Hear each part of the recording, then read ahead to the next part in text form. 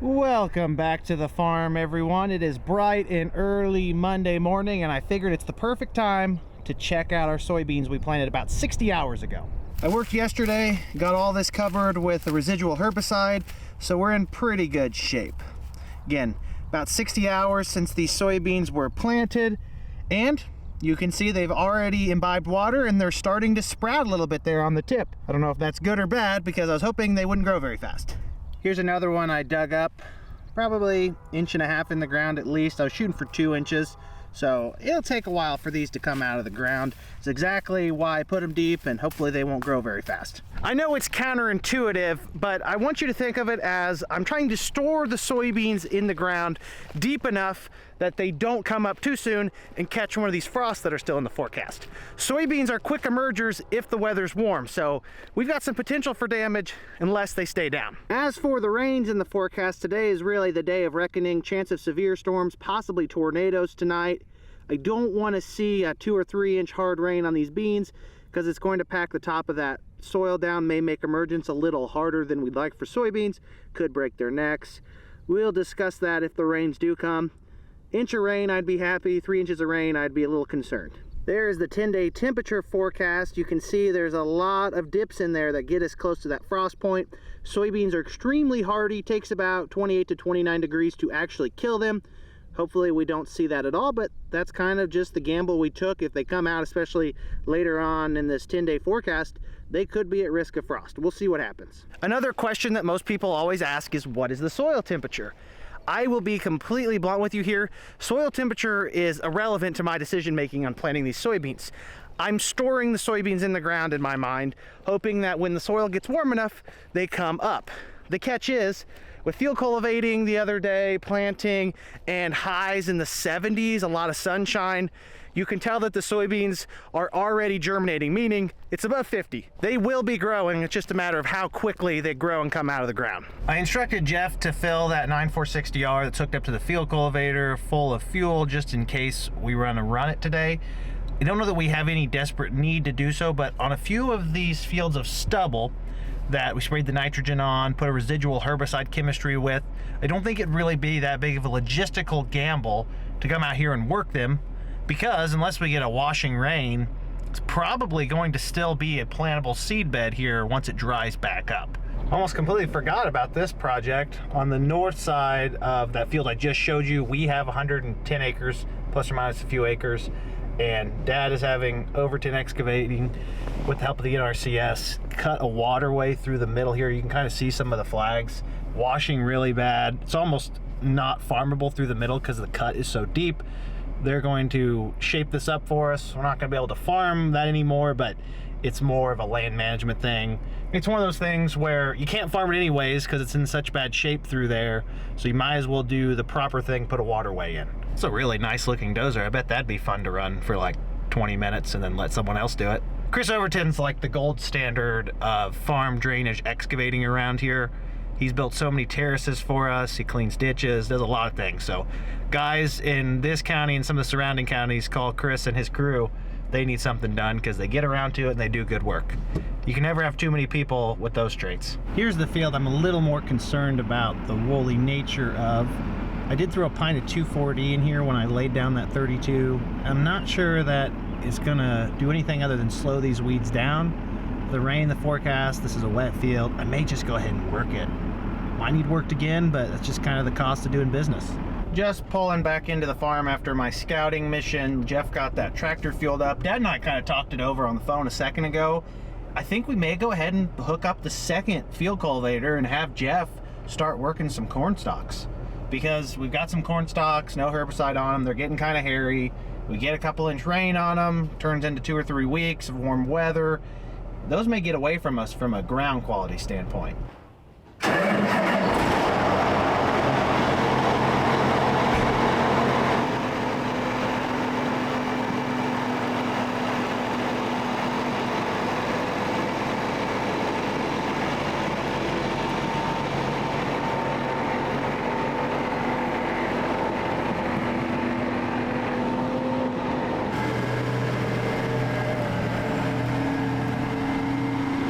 Just gonna top that fuel tank off as well. I'm gonna go ahead and get running with the 9460R because supposedly, according to him, the rain's slated for just a little bit after noon, and that's gonna take me a couple hours to get up there, get that field worked, and get back. He's rightfully excited to run that tractor after running the older 9460R because that one's just a lot easier to work with.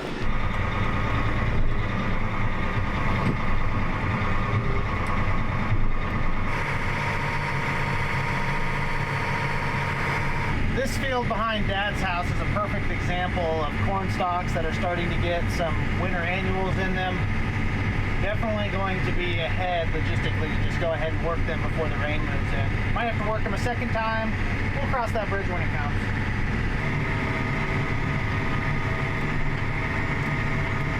This isn't exactly my favorite field to come to, but they've all got to get the same treatment. Got to take care of them when the time's right. Doesn't matter if we want to drive through the city or not. The 2,4-D I sprayed did more than I gave it credit for. These weeds are definitely halted. However, we let enough of a population get established that this probably will need field cultivated twice anyways. I probably should have just not sprayed the 2,4-D because it's a waste of money, seeing as I'm working it twice. Not going to work it twice today, just once today, but we'll come back ahead of the planter here in another couple weeks and rework it. I did a couple laps around the end. I worked the western 2/3, and I skipped this part in the middle because some of the lower lying black dirt is a little bit heavy. It's tracking a little bit. I can tell the tractor's packing it down, and I'd rather just skip it for now as opposed to do damage earlier in the year.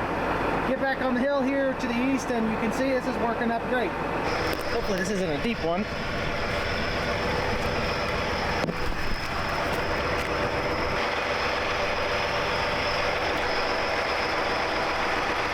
Gotta love all the old oil well pipes.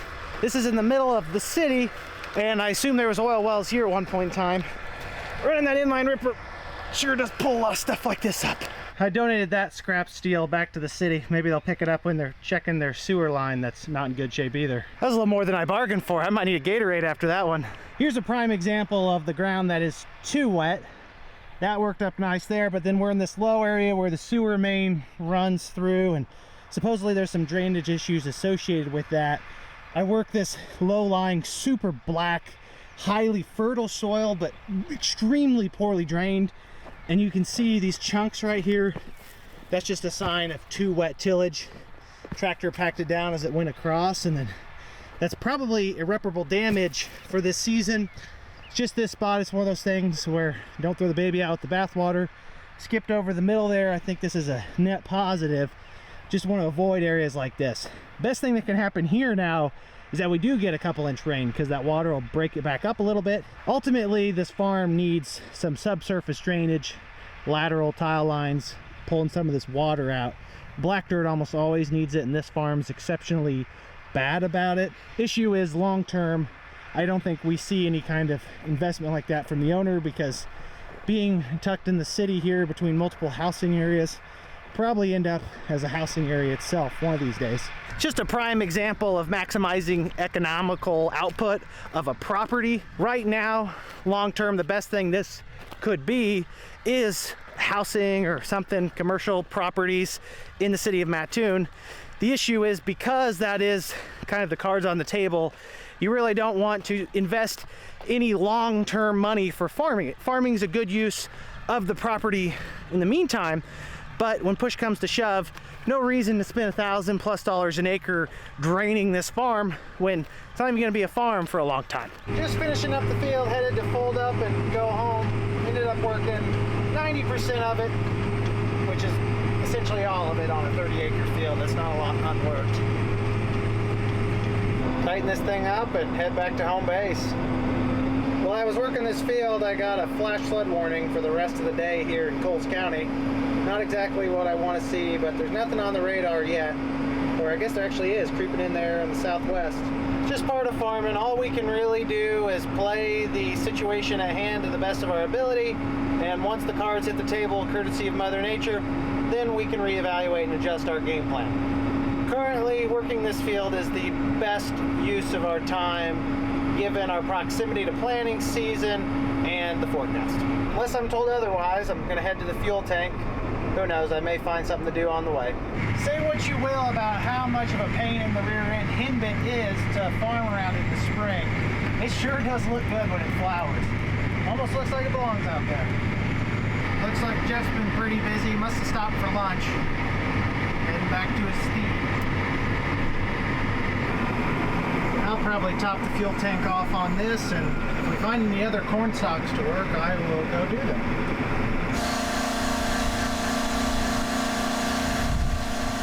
This tractor's got a little bit of a power hop. I don't know what the correct thing to do is. I don't really have a budget for adding ballast to it. I don't know if I need to take air out of the back tires and leave it the same in the front to give the front more bite, because what's probably happening is more power is getting put to the back and it's kind of popping the front off a little bit. Let me know in the comments what the best solution on a four-wheel drive tractor is to power hopping. I think it's taking air out of the back. Drove 10 miles into town, worked, let's say 40 acres by the time I doubled up on some stuff. Drove back home and I burnt 37 gallons of diesel fuel in the tractor. Not too bad. Now that you're on guidance, go to set track. We don't have a track. Just set track. You need to set a new track. Need to set a new track. Which new track? Well, do you have a track on this field? Well, do you even have the field pulled up? Didn't you set A-B lines and all that other? Well, I did, but you got to pull the field up. Did you even pull the field up? Yeah, it's not. Now, okay. Cancel. No, don't pull that. Stop. You're on the wrong page. Cancel. Just do new track, bottom left corner. Not new track set, new track. Nope. New track. Too far. No, you went out too far. Set track. Set track, he says. New track. Not new track set. That's like a group of tracks. No, you went to new track. And then any of those. All right. All you got to do is make an A and a B and it'll work. How come we can't go to guidance and just set guidance A-B and then start? That's what you're doing right now. Look to your right. Record new track. Set A.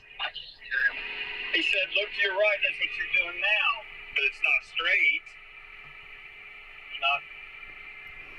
If we set a new track, you're not straight. Well, then you'll have to change it. All right. You got it from here. Good luck. Holy cow, it's like herding cats trying to get Dad and Jeff to figure out how the auto steer systems work. Poor Dad in that new 8R340 is going to be underwater pretty quick, I think. At least I can remote access through Operations Center, see their screen, and talk them through the issue. If you look very closely off in the distance, you can see them crammed in the tractor cab together, trying to figure out their auto steer issues. Oh, gotta love them. Ran home, grabbed a quick lunch, said hi to the family, and I'm gonna take off and go work some more corn stalks. Already missed a storm just a couple of minutes ago. There's thundering around the area, spitting rain. Everyone we missed today is for the best with how much rain they're forecasting. We're gonna go work out some more weeds and corn stalks. Most of you are familiar with the fact that we try to get everything inside ahead of a big storm. If we see something pop up this afternoon that looks like it could be nasty, we're gonna quit whatever we're doing, get the fuel cultivators unhooked. They can be left outside. They're literally just steel. Get the tractors inside. I'd like to get the Hagee in, but if I don't, I don't. That's kind of the plan. We're gonna work until we run out of ground to work, which I'm not sure that we even have that long of a list of corn stalks that are getting hairy, so we'll tiptoe our way forward. Jeff, how deep are you working these corn stalks? Around 2 inches. If not, I bump it down a little lower. Not going in the ground, but this has been going in the ground pretty good. Alright, copy that. Dad stopped me so we could make some adjustments to the front leveling wheels here on this fuel cultivator, and it looks like the cavalry has arrived at the same time.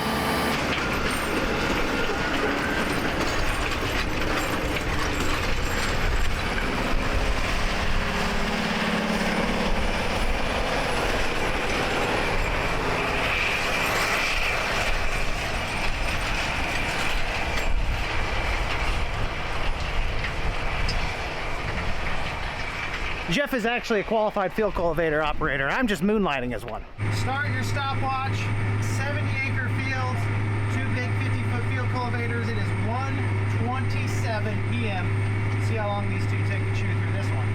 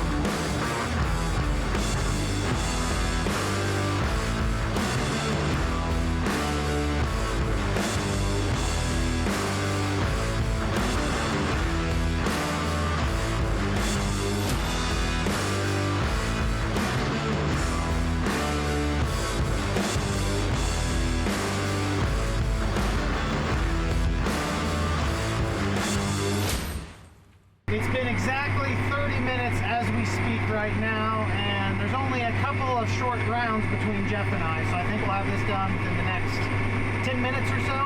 It ought to be criminal how nicely this is working up right now. If there wasn't a 2-inch rain in the forecast, I'd have the planter here in the next 30 minutes. It just looks phenomenal. Even the stuff that we worked and planted a few days ago early didn't look this good.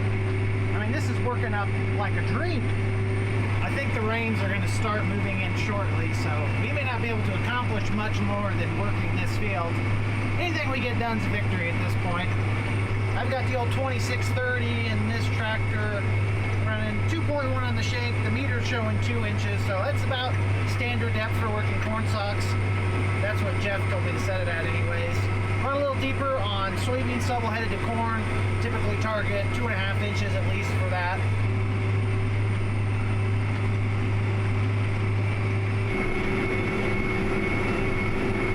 Last pass through this field.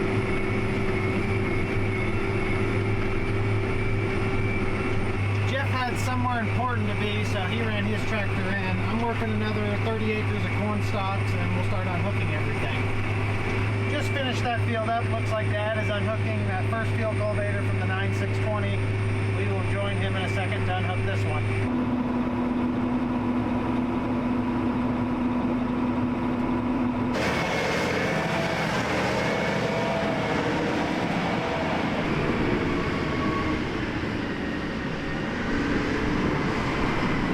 Best of luck for the upcoming severe weather, field cultivators. Never seen a storm damage them yet, but that's not saying much. Actually, the older field cultivator over there, we bought that a couple years used from a farmer we know about 10 miles to the west, and it actually was in his shop when his shop got obliterated by that tornado 3 years ago in December.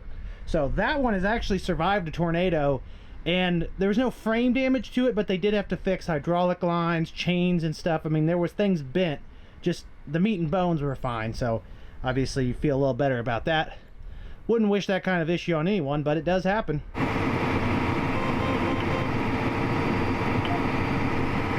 That's surprising. We may actually be able to fit the Hakey in here too. Didn't expect that. Everything's tucked away, safe and sound, ready for the storm that I hope we don't get. Storms are starting to make their way across the countryside. Some localized heavy rainfall in spots I've heard.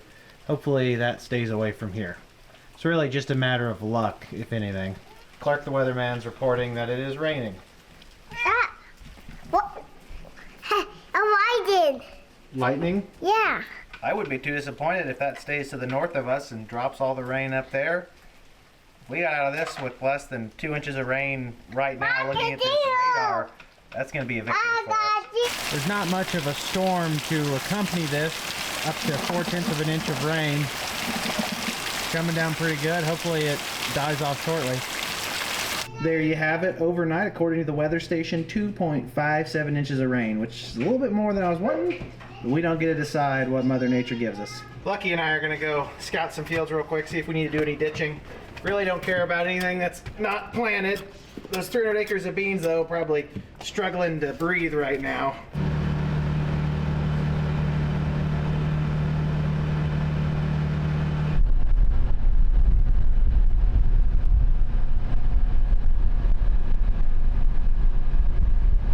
It's leaving as fast as it can. We've got a major need for some kind of dam or something here because this water keeps cutting farther back. The rock check slowed it down, but it just didn't stop the drop off. You can actually see about 20 foot into the field there where the water is just cutting downhill because it's picking up speed. What are your thoughts on the world today, Lucky? No comment, nothing to add? See the water? Right up to the north to see what kind of progress Overton Excavating made on this waterway yesterday. Looks like they brought in another dozer and they made the first cuts to help drain this quicker. They knew there was a rain coming, and if you look out in the field here to the north, they've started kind of widening out the waterway. They'll bring that all the way down and they'll run it up to the north end of the property where the design plan calls for a rock check to slightly slow the water down coming off the neighbor. It's a good thing they made this cut, because the quicker the water gets off, the faster it dries, and ultimately the earlier they can get back on here to help finish this field. It's running water right now, so that's a good sign. It's been a few days since I checked in. You can see most of the surface water is gone, but the damage does not take long to show up.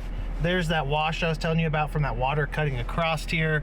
It's just slowly making its way into the field year after year, especially when we get these larger rains. Although 2.5-inch rain isn't really that high on the scale for me. 2.5 inches, I mean, yeah, when you've got bare ground like this, you don't want to see a hard rain of that quantity, but it does not even compare to some of the 4- and 5-inch rains we've seen over the past decade that just absolutely wreck farms when they go across them. The ground's definitely a little damp, don't have great drying weather. Lows back into the mid-30s, chance of a frost in a couple of days. I don't think we'll see this gray off here until at least next week when it warms back up. And unfortunately they're calling for more rain. So I think we're in fairly good shape on these soybeans. With the cooler weather, the ground's definitely cooled off. They're not going to emerge before the frost. The main concern is just going to be where the water sits and where the water runs especially. I wouldn't be surprised if I don't have to spot in some soybeans. That's just kind of what happens when you get a heavy rain. And that's also assuming that the rest of them emerge fine after getting packed in from a big rain like that. The cooler weather actually helps with the soil packing issue, the crusting, because heat is really what causes the wet soil to get very hard and impenetrable on top.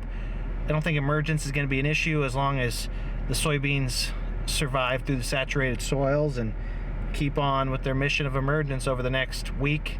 I've got a boatload of drainage projects that I'd love to get done on the farm, but I just don't have the financial or organizational authority to make some of these happen. What's happening right here is that all of the water off of the main farm, I mean, we've got 300 acres up there that drains aggressively downhill because there's a lot of fall from the farm down to here. And then once it all pools together on this last stretch on 90 acres, gets a lot of momentum and a lot of quantity, leaves washes here on the lower end. There's washes on the higher end because it needs terraced. And then this ditch over here on the east side of the road probably needs to be about 2 to 3 foot deeper and 2 to 3 foot wider, so we can actually start diverting the water earlier out of the field and into the ditch. That way it'd run the ditch and the sod keeps the soil in place. It's not something that's really on the agenda in my dad or uncle's eyes. I think we need to do it. Drainage is always my biggest pet peeve, and I think it's one of the largest limiting factor on farms like our own and many farms, because if you have water issues, if water's cutting across fields or it's standing for too long, you're losing soil and you're losing yield at the same time. You'll always be money ahead to take care of drainage issues, especially when you have to look at stuff like this all the time. Although this is not really that bad. I mean, stalks pile up, water moves corn stalks, that's normal. Will they cause emergence issues? We'll see. There's plenty of beans under there. Unless they washed away, they should be able to fight through. Really managed to drag my feet on signing off on this few days of videos. It's been like 5 days, 6 days since we got the big rain, maybe even a week now. Damp on top this morning because we had a 1/10 or 2 of a shower yesterday afternoon. It was foggy this morning. Highs in the mid 70s today, clear skies. It's also the eclipse day, so if you see this video, that means the world did not end like some people think the eclipse means. It's a little comical. By the end of the day, this will be grayed off, I think, and we will be looking at planting here in the next few days. 3 maybe, if it doesn't rain some more. Kitty, you better hurry. You're losing it. This camera's not a very good camera for... Starting to come back out. Almost! Get those off, Axel! No, it's starting to come back here. Oh, I got it back out! Is it? Yeah, I got it down. I did! Is the sun coming back? You gotta put your glasses back on, hurry! Ow! That's fine. My retinas! Just when it looked like we were a day or 2 away from farmability, it rained again. We only got 1 inch and they were calling for 2.5 inches at one point, so I'll count that as a victory. Here's the current 10-day forecast. You can see they're adding a lot of heat in here. That should dry things up. Maybe we'll get an opportunity to run next Monday or Tuesday. Whoa! Got for lucky. Lucky the golden retriever is still around in case anyone was wondering. There he is. I believe next week we have a bunch of chances for storms, but if everything cooperates, we may try to jam some stuff in Monday, Tuesday, Wednesday, if that's possible. We will have to wait and see what Mother Nature does for us. Either way, I'm gonna have to sign off on this one. I've been on and off recording for the last 10 days or so now. We haven't done anything super exciting, although we have been taking care of things, fixing tile holes, maintaining equipment, just nothing that I felt the ambition to fire up the camera for. I'm guessing unless it keeps raining a lot, the next time I fire this thing up, we'll probably be planting. I hope we are, and as always, everyone, I greatly appreciate every single one of you continuing to tune in and support the channel. Your viewership means the world to me. I'll catch you all in the next episode. Until then, make sure you like the video if you enjoyed it, subscribe if you want to see more, and comment down below if you have any questions. You know I love to talk about farming. Have a great day, everyone. Peace!